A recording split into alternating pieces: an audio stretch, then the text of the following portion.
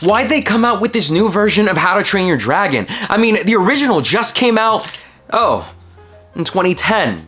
Damn, okay, so I guess we're getting a bit old. Well, now we've got this new version of How to Train Your Dragon, which feels almost like a shot-for-shot remake, except it isn't, because the runtime isn't exactly the same. So they have added a few things here and there, but otherwise, this is the exact same movie without too much added in. Nothing really changes in terms of how the story plays out. For better and for worse, I mean, I can easily put this on a much higher playing field than any of the most recent Disney live actions. I mean, here, at the very least, you're not seeing a Hiccup give up Toothless to the Dragon Protective Services or something like that. I'm looking at you, Lilo and Stitch. I still don't know why that movie decided to go down that route. It's so odd. So when we're looking at it as a live action adaptation from an animated film, I think this is probably one of the better ones to come out in recent memory. Is that saying a lot? Probably not too much, but this movie is actually fairly enjoyable. It's not gonna be the best thing in the world when you jump into it. I mean, hell, I would say that if you've seen How to Train Your Dragon any time in the last few weeks or in the past few months,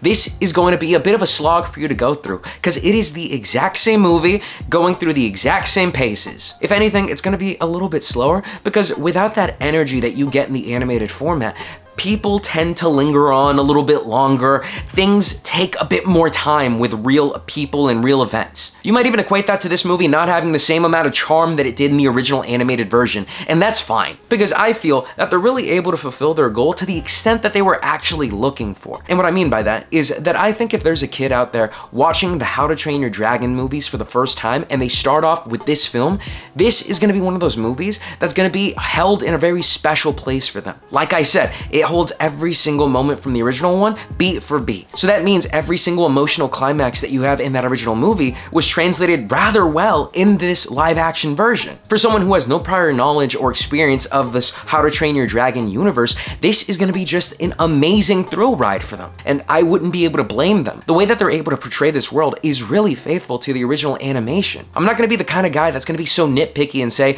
well, that was actually a little bit different, the tone of this scene was different, so and so and so and so, because there's really not too much when it comes to differences that the two movies actually did. It is an incredibly faithful adaptation of How to Train Your Dragon, and every single performance in this movie was really well done too. I mean, I don't think that there's a single actor that felt like they were being miscast or someone that just didn't really feel like they meshed well with everyone or the world in general. Of course, in my opinion, I feel like the biggest standout in the film was gonna be Gerard Butler, reprising his role as Stoic. I mean, this is probably one of the best instances of seeing an actor who played the voice actor come in to play the live action version. We've only seen this a handful of times with a few other projects, but this was really well done. He gave Stoic as a character the most necessary amount of heart, and that's because he understands this character after years of playing him. While Hiccup over here seems to have gotten the Andrew Garfield treatment when it comes to his new character design, he embodies that character of Hiccup, even though he might not look as scrawny or as small as that original version of him. I still definitely bought that he was the kind of guy that felt like he didn't belong in this village of Vikings that only knew about killing dragons. This is a kid that wanted to do his absolute best, and you felt that with every single move that he took.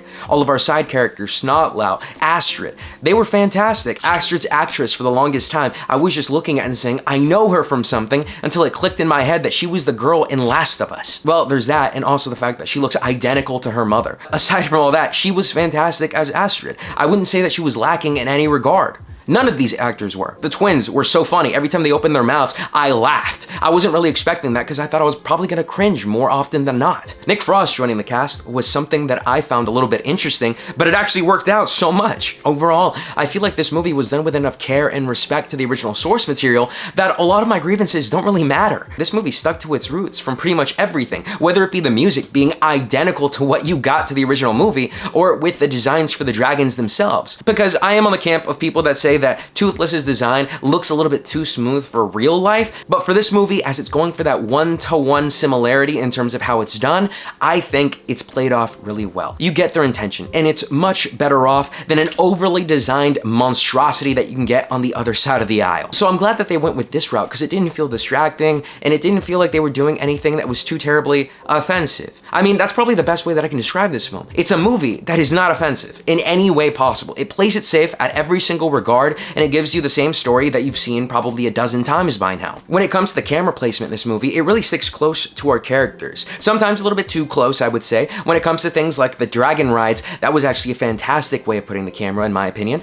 But when it came to something like that big showdown at the end with the dragon that is inside of this huge nest, sometimes it just felt a little bit claustrophobic at times. I don't know. That's just my opinion of it. The camera is sometimes a little bit at a weird angle where it doesn't really feel like you're seeing the entire picture. But again, little tiny grievances like that don't really factor into anything. What I'm gonna say is that I'm pretty sure that this is definitely gonna spawn off the next few sequels that are gonna be made in live action as well. I mean, I feel like this movie has been very successful overall, but that's not to say that this movie discredits or replaces the original. I mean, as a matter of fact, if you made me choose between this one and the original animated one, I would choose the original animated one probably 99 times out of 100. That one time would be just because I want to mix things up a little bit, but there's really no reason for both of these to really exist. I mean, of course, this movie is a money grab. That's the essence of its existence. That, and also it being made to promote the new park that just opened. I mean, I'm still ready to visit that one whenever it dies down in popularity. So who knows, maybe sometime in the next decade or so. I thought it was a perfectly fine film. But then again, I am the kind of guy that prefers to see my live action adaptations be direct one-to-one recreation. I don't like it when the live action adaptation decides to do something completely different just for the sake of being different.